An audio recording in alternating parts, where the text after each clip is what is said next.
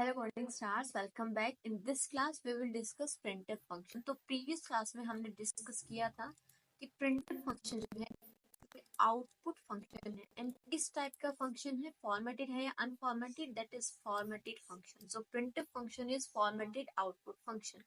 Formatted क्यों है? क्योंकि ये हर एक डेटा टाइप के साथ में वर्क करता है एंड दूसरी चीज ये फॉर्मेट स्पेसिफायर्स को भी यूज करता है। फॉर्मेट स्पेसिफायर भी हमने थोड़ा सा डिस्कस किया था। हम डायरेक्ट चलते हैं कंसोल स्क्रीन पे, वीएस कोड पे हम चलते हैं एंड देखते हैं कि किस तरीके से प्रिंटफ फंक्शन जो है एक्चुअली में वर्क करता है। तो हम डायरेक्ट लिखेंगे प्रिंट एफ और इसको इसी तरीके से हम लिखेंगे, ना इसमें से कोई लेटर एक्स्ट्रा होना चाहिए ना इसमें से कोई लेटर कैपिटल होना चाहिए। डायरेक्ट हम इसको यूज करेंगे क्योंकि जहां कहीं भी इस फंक्शन का जो डिक्लेरेशन स्टेटमेंट है जहां पे भी होगा उसमें इसको इसी तरीके से सेम एज लिखा हुआ है। और ये रूल हमने ऑलरेडी पढ़ा है कि अगर हमने कोई वेरिएबल डिक्लेयर किया इस तरीके से और अब मैं इसमें से एक लेटर कैपिटल कर देती हूँ, अब हम इसको असाइन करने की कोशिश करते हैं 90, तो कंपाइलर इसको पहचानने से मना कर देगा। क्या कह रहा है? Identify num is undefined. क्यों? क्योंकि सी प्रोग्रामिंग लैंग्वेज जो है केस सेंसिटिव प्रोग्रामिंग लैंग्वेज है। जैसा उसमें आपको किसी भी आइडेंटिफायर को आपने जैसा डिक्लेयर किया उसको वैसा ही हम यूज करेंगे। तो सेम एज यहाँ पे जो प्रिंटिव फंक्शन है उसको डायरेक्ट एज इट इज हम इसी तरीके से लिख रहे होंगे। नाउ ये जो ब्रैकेट है इसके अंदर में हम डबल कोट लिखते हैं एंड यहाँ पे हम जो भी मैसेज लिख रहे होते हैं वो डायरेक्ट कंसोल स्क्रीन पे जाके प्रिंट हो जाता है। तो that's why printf is output function. तो अगर हम इसको एग्जीक्यूट करवाते हैं तो डायरेक्ट कंसोल स्क्रीन पे जो है हेलो प्रिंट होके हमारे पास आ जाएगा। तो हेलो वर्ल्ड हमारे पास प्रिंट होके आ चुका है। नाउ प्रिंटफ फंक्शन किस तरीके से हर एक डेटा टाइप की वैल्यू के साथ में वर्क करता है। अभी के लिए हेलो वर्ल्ड ना प्रिंट करवा के हमें प्रिंट करवाना है 10। तो डबल कोट में 10 लिखा हुआ है, 10 जाके प्रिंट हो जाएगा, कोई इशू नहीं है। अब अगर मैं प्रिंट करवाऊं 10 प्लस 90, तो हम चाह रहे हैं कि 10 प्लस 90 दोनों को सॉल्व करके हमारे पास रिजल्ट आना चाहिए 100। तो हमें इसको एग्जीक्यूट करवाते हैं एंड देखते हैं हमारे पास रिजल्ट क्या आता है। 100 तो प्रिंट हुआ नहीं, क्या प्रिंट करवाया इसने? 10 प्लस 90, बट हमें तो 100 चाहिए था। तो डबल कोट में हम जो कुछ भी लिखते हैं प्रिंटफ फंक्शन वो एज इट इज जाके प्रिंट होता है, ना कि उसको सॉल्व किया जाएगा। तो अगर हम चाहते हैं कि दोनों वैल्यू सोल्व हो तो यहाँ पे ना लिख के इस 10 प्लस 90 को हम कोमा पुट करेंगे डबल कोट के बाहर और यहाँ हम इस 10 प्लस 90 को लिख रहे हो। नाउ इन दोनों को सोल्व किया जाएगा। अब जो भी चीजें हम कोमा ऑपरेटर के बाद में लिख रहे होते हैं उन सबको प्रिंट करवाने के लिए रेस्पॉन्सिबल होते हैं फॉर्मेट स्पेसिफायर्स। कौन रेस्पॉन्सिबल होते हैं? Format specifiers. एंड इंटीजर अगर कोई वैल्यू है तो इंटीजर का वैल्यू है उसको प्रिंट करवाने के लिए हम यूज करेंगे %t। अगर कोई कैरेक्टर टाइप वैल्यू है तो उसके लिए हम %c यूज करेंगे। फ्लोट टाइप का वैल्यू है तो उसके लिए हम %f यूज करेंगे। डबल टाइप वैल्यू है तो उसके लिए हम %lf को यूज करेंगे। ओके तो अभी मुझे बताओ जो रिजल्ट हमारे पास आएगा 10 प्लस 90 किस टाइप का वैल्यू है? ऑब्वियसली एक इंटीजर टाइप वैल्यू है, बिना पॉइंट वाला वैल्यू। तो कौन सा फॉर्मेट स्पेसिफायर हम यूज करेंगे? %d। तो डबल कोट में हमने लिखा %d। ओके अब अगर हम इसको एग्जीक्यूट करवाते हैं तो हमारे पास में जो रिजल्ट है यानी कि 100 वो हमारे पास प्रिंट होके आ जाएगा। तो हम देख पा रहे हैं यहाँ हमारे पास प्रिंट होके आ गया 100। ओके अब मुझे प्रिंट करवाना है 10 एंड 90 को सेपरेटली प्रिंट करवाना है, तो मैंने यहाँ एक और कॉमा पुट कर दिया। अभी अगर हम इसको एग्जीक्यूट करवाते हैं क्या हमारे पास दोनों वैल्यूज प्रिंट होके आएंगी?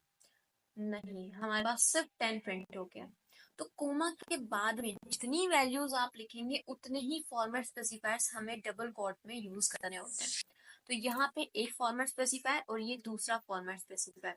तो first format specifier first value comma के बाद वाली जो फर्स्ट वैल्यू है उसका वो प्रिंट करवाएगा and second format specifier second value को प्रिंट करवाएगा। तो अब अगर हम इसको एग्जीक्यूट करवाते हैं तो हमारे पास दोनों वैल्यूज प्रिंट होके आ जाएंगी 10 एंड 90। तो 10 की जगह हम 90 कर देते हैं एंड 90 की जगह हम 10 कर देते हैं। तो अब हमारे पास पहले 90 प्रिंट होके आएगा फिर 10 प्रिंट होके आएगा क्योंकि first format specifier first value को प्रिंट करवा रहे हैं। तो अभी के लिए फर्स्ट वैल्यू क्या है? 90 एंड सेकंड वैल्यू इज 10। पर पहले क्या प्रिंट हुआ था? 10 एंड 90। अब प्रिंट होके आया हमारे पास 90 एंड 10। दूसरी चीज हम यहाँ पे साथ ही साथ में कोई मैसेज भी प्रिंट करवा सकते हैं। जैसे कि फॉर एग्जाम्पल हमने प्रिंट करवाया हेलो, तो सबसे पहले हेलो प्रिंट होगा, फिर एक स्पेस, फिर %d का वैल्यू जो कि क्या है, ये वाला वैल्यू 90, फिर स्पेस, फिर सेकेंड %d का वैल्यू जो कि है 10। तो हेलो 90 10 ये हमारे पास मैसेज प्रिंट होके आ जाएगा। तो हमारे पास प्रिंट होके आ गया हेलो 90 10। दूसरी चीज, हमने कोई वेरिएबल यूज किया, हमारे पास एक नम नाम से वेरिएबल है जिसका वैल्यू है 90। अब हम चाहते हैं कि यहाँ पे प्रिंटफ के थ्रू हम नम का वैल्यू प्रिंट करवाते हैं। तो इन दोनों फॉर्मेट स्पेसिफायर्स को अभी के लिए हम हटा देते हैं एंड इन वैल्यूज को भी हम रिमूव कर देते हैं, या फिर एक काम करते हैं दूसरा प्रिंटफ हम यूज करते हैं, इसको हम कमेंट करते हैं। ओके, यहाँ मैंने लिखा printf and double quote में हमने लिख दिया नम। अब हम चाह रहे हैं कि यहाँ पे नम की जगह क्या प्रिंट होके आना चाहिए, नम का वैल्यू प्रिंट होके आना चाहिए। तो इसको हम एग्जीक्यूट करवाते हैं, देखते हैं हमारे पास रिजल्ट क्या आता है। इसने डायरेक्ट नम को प्रिंट करवाया, ना कि नम का वैल्यू। तो हम क्या करेंगे, जो वेरिएबल है उसको हम डबल कोट में ना लिख के डबल कोट से बाहर एक कोमा पुट करेंगे एंड देन हम वेरिएबल नेम लिखेंगे। अब डबल कोट में हम क्या लिखेंगे, इस वेरिएबल का जो डेटा टाइप है, जो वैल्यू ये प्रिंट करवाने वाला है, उसका फॉर्मेट स्पेसिफायर। तो नम वेरिएबल किस टाइप का है, इंटीजर टाइप। तो इंटीजर के लिए कौन सा फॉर्मेट स्पेसिफायर है हमारे पास, %d। तो %d हमने यूज किया। अब ये नम का वैल्यू प्रिंट करवाएगा, तो अब एग्जीक्यूट करवाएं। तो ये नम का वैल्यू जो कि था 90 वो इसने प्रिंट करवा दिया। साथ में हम यहाँ कोई मैसेज भी प्रिंट करवा सकते हैं, like value of num is %d। तो %d की जगह क्या प्रिंट हो जाएगा, नम वेरिएबल का वैल्यू प्रिंट हो जाएगा। तो अब हमारे पास कंप्लीट मैसेज के साथ में प्रिंट होके आएगा value of num is 90। Okay, दूसरी चीज, मेरे पास एक और वेरिएबल है num1 नाम से और इसका वैल्यू है 80। अब हमें num1 का वैल्यू भी प्रिंट करवाना है। तो कोमा के बाद में एक जो डबल कोट है उसके बाद में कोमा के थ्रू हमने एक वेरिएबल लिखा। अब वापस एक और कोमा पुट करेंगे, नाउ सेकंड वेरिएबल का नाम हम लिख देंगे, दैट इज num1। अब इस num1 का वैल्यू प्रिंट करवाने के लिए हमें यहाँ एक और फॉर्मेट स्पेसिफायर ऐड करना पड़ेगा। तो हमने लिख दिया %d। अब दोनों वेरिएबल्स का वैल्यू प्रिंट होके आ जाएगा, जो हमने लिखा था 90 एंड 80 हमारे पास प्रिंट होके आ गया दोनों वेरिएबल्स का वैल्यू। ओके, अगर हमारे पास कोई कैरेक्टर टाइप वेरिएबल है, हमने यहाँ लिखा char ch और इस कैरेक्टर टाइप वेरिएबल का वैल्यू है a। अब हमें इस a को प्रिंट करवाना है, तो किस तरीके से हम प्रिंट करवाएं। तो यहाँ पे एक और प्रिंटफ हम यूज करते हैं। तो डबल कोट से बाहर कोमा पुट करके variable name that is ch और डबल कोट के अंदर में हम क्या लिखेंगे, फॉर्मेट स्पेसिफायर। तो ch किस टाइप का है, कैरेक्टर टाइप, एंड कैरेक्टर्स के लिए कौन सा फॉर्मेट स्पेसिफायर यूज करेंगे, %c। तो हमने लिखा %c। तो अभी के लिए ch का वैल्यू हमारे पास कंसोल स्क्रीन पे प्रिंट होके आ जाएगा। तो a हमारे पास प्रिंट होके आ गया। ओके, और वहीं अगर हमारे पास में कोई वैल्यू है फ्लोट टाइप का, एक हमारे पास वेरिएबल है f नाम से और इसको हमने असाइन किया 9.8। तो यहाँ पे वेरिएबल नेम हमने लिख दिया f और ये f किस टाइप का है, फ्लोट टाइप का है। तो यहाँ हमने फॉर्मेट स्पेसिफायर यूज किया %f। अब अगर हम इसको एग्जीक्यूट करवाएं तो ये 6.8 प्लस में, क्योंकि फ्लोट डेटा टाइप पॉइंट के बाद में 6 डिजिट ले रहा होता है, तो ये पॉइंट के बाद में खुद से ही 6 डिजिट्स को कंप्लीट करने के लिए जीरोस ऐड कर देगा। तो 9.8 एंड 5 एक्स्ट्रा जीरोस। तो हमने देख लिया किस तरीके से अलग अलग जो डेटा टाइप है उनकी वैल्यूज हम प्रिंट करवा सकते हैं। कोई मैसेज हम अगर साथ में प्रिंट करवाना है वो भी हम करवा सकते हैं। लाइक यहाँ हमने लिख दिया value of f is %f की जगह इसका वैल्यू प्रिंट हो जाएगा। अगर मुझे इन चारों वेरिएबल्स का num1 ch एंड f चारों वेरिएबल्स का वैल्यू एक ही प्रिंटफ के थ्रू प्रिंट करवाना है, तो हम किस तरीके से प्रिंट करवाएंगे। यहाँ हमने लिखा प्रिंट f एंड कौन कौन से वैल्यूज है। सबसे पहले हम वेरिएबल्स नेम लिख देते हैं कोमा के बाद में। सबसे पहला वेरिएबल है num, सेकंड वेरिएबल है हमारे पास num1, ch, f। अब जैसे जैसे वैल्यूज हैं, जो जो इनका टाइप है, वो सभी फॉर्मेट स्पेसिफायर्स अब हमें यहाँ लिख देना है। तो सबसे पहले स्टार्ट करते हैं नम से। नम वेरिएबल इंटीजर टाइप है, तो सबसे पहला फॉर्मेट स्पेसिफायर हमने लिखा %d। सेकंड वैल्यू जो सेकंड वेरिएबल है वो भी इंटीजर टाइप है, तो सेकंड फॉर्मेट स्पेसिफायर भी हमने लिखा %d। सी एच किस टाइप का वेरिएबल है, कैरेक्टर टाइप वेरिएबल है। कैरेक्टर के लिए कौन सा फॉर्मेट स्पेसिफायर है, %c। लास्ट वैल्यू है हमारे पास फोर्थ वैल्यू %f, क्योंकि वो फ्लोट टाइप है। तो अभी के लिए होगा क्या कि फर्स्ट जो फॉर्मेट स्पेसिफायर है वो कोमा के बाद वाले फर्स्ट वेरिएबल का वैल्यू प्रिंट करवाएगा, सेकंड का, थर्ड वाले वेरिएबल का, एंड फोर्थ वन वेरिएबल का।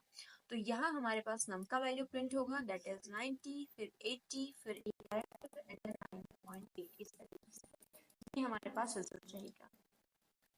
तो अगर हम इसको एग्जीक्यूट करवाते हैं तो यहाँ पे हमारे पास चारों वैल्यूज 90, 80, ए एंड 9.8 ये सभी वैल्यूज हमारे पास प्रिंट होके आ गई। तो एक ही प्रिंटफ में हम सभी डेटा टाइप्स का वैल्यू जो है यूज कर सकते हैं, कोई इशू नहीं है। ओके, अब हम बात करते हैं कि जैसे कि हमने देखा है मेन फंक्शन और प्रिंटफ भी एक फंक्शन ही है। तो मेन फंक्शन एक यूजर डिफाइंड फंक्शन है और प्रिंटफ एक प्री डिफाइंड फंक्शन है, बट हर एक फंक्शन कोई ना कोई वैल्यू रिटर्न कर रहा होता है, जरूरी नहीं है बट रिटर्न करता भी है। तो अभी के लिए मेन फंक्शन कुछ भी रिटर्न नहीं कर रहा है। यहाँ अगर मैंने लिख दिया इंट तो ये एक इंटीजर टाइप वैल्यू को रिटर्न कर रहा होगा। तो इस वजह से हम लास्ट के अंदर में लिख रहे होते हैं रिटर्न कीवर्ड के साथ में 0, राइट। और ये हमने ऑलरेडी डिस्कस किया होता है कि रिटर्न 0 ऑपरेटिंग सिस्टम के लिए एक मैसेज होता है। तो अब हम बात करते हैं कि प्रिंट फंक्शन क्या रिटर्न करता है। तो प्रिंट फंक्शन रिटर्न करता है नंबर ऑफ कैरेक्टर्स। क्या रिटर्न करेगा, नंबर ऑफ कैरेक्टर्स। अभी के लिए यहाँ पे हमने एक और प्रिंटफ लिखा, प्रिंटफ फंक्शन यूज किया और इसके अंदर में मैंने प्रिंट करवाया प्रिशु। तो नंबर ऑफ कैरेक्टर्स ये रिटर्न करता है। तो टोटल ये कंसोल स्क्रीन पे जितने नंबर ऑफ कैरेक्टर्स को प्रिंट करवाएगा, अगर हम इसको एग्जीक्यूट करवाते हैं तो इसने प्रिशु को प्रिंट करवाया है यहाँ पे, और इसके अंदर में कितने कैरेक्टर्स हैं, 6 कैरेक्टर्स हैं। तो ये वाला प्रिंटफ क्या रिटर्न करेगा, 6 रिटर्न करेगा। अगर हमें देखना है तो इससे यहाँ पे हम एक वेरिएबल ले लेते हैं। मैं यहाँ पे एक वेरिएबल ले लेती हूँ ए नाम से, और इसका जो वैल्यू है हम ए को असाइन कर देते हैं। सबसे पहले प्रिंटफ इवैल्यूएट होगा, कंसोल के अंदर प्रिशु प्रिंट करवाएगा, जो भी वैल्यू रिटर्न करेगा वो इस ए को असाइन हो जाएगा। तो नेक्स्ट प्रिंटफ के थ्रू हम ए का वैल्यू प्रिंट करवा लेते हैं। तो ये हमने देख ही लिया वेरिएबल्स का वैल्यू कैसे प्रिंट करवाएंगे, कोमा के बाद में वेरिएबल नेम और डबल कोट में उसका फॉर्मेट स्पेसिफायर। तो अब अगर हम इसको एग्जीक्यूट करवाएं तो ए का वैल्यू 6 हमारे पास आना चाहिए। तो रिजल्ट क्या आया, प्रिशु 6। सबसे पहले प्रिशु प्रिंट हुआ एंड देन 6 हमारे पास प्रिंट होके आ गया। यहीं पे मैं रिपोर्ट कर देती हूँ /n, क्योंकि हम लाइन को ब्रेक करना चाहते हैं कि प्रिशु अलग आना चाहिए, नेक्स्ट लाइन में 6 प्रिंट होके आए। तो इसके लिए मैंने /n यहाँ पुट कर दिया। अब अगर हम इसको एग्जीक्यूट करवाते हैं तो दोनों सेपरेट लाइन में प्रिंट होंगे, बट यहाँ अगर हम देखें तो 7 हमारे पास प्रिंट होके आया, जबकि पहले हमारे पास 6 कैरेक्टर्स, जो नंबर ऑफ कैरेक्टर्स थे वो 6 थे। प्रिशु 6 कैरेक्टर्स हैं, और हमने बात की होगी ऑलरेडी कि नल कैरेक्टर जो हमारे पास एस्केप कैरेक्टर्स होते हैं वो भी एक सिंगल कैरेक्टर कंसीडर होते हैं। तो ये एक एक्स्ट्रा कैरेक्टर हो गया। तो टोटल कितने कैरेक्टर्स हो गए, अभी हमारे पास 7 कैरेक्टर्स हो गए। या /n की जगह मैं स्पेस लिख देती तो ये भी एक कैरेक्टर ही कंसीडर होता। ओके, तो /n जो है लाइन को ब्रेक भी कर दिया और वो कैरेक्टर भी कंसीडर हो गया। ओके, तो जितने नंबर ऑफ कैरेक्टर्स हम प्रिंट करवाते हैं कंसोल स्क्रीन पे प्रिंटफ फंक्शन के थ्रू, वही वो रिटर्न करता है। ओके, तो ये था प्रिंटफ फंक्शन। मिलते हैं अपने नेक्स्ट क्लास में, तब तक के लिए बाय बाय, टेक केयर।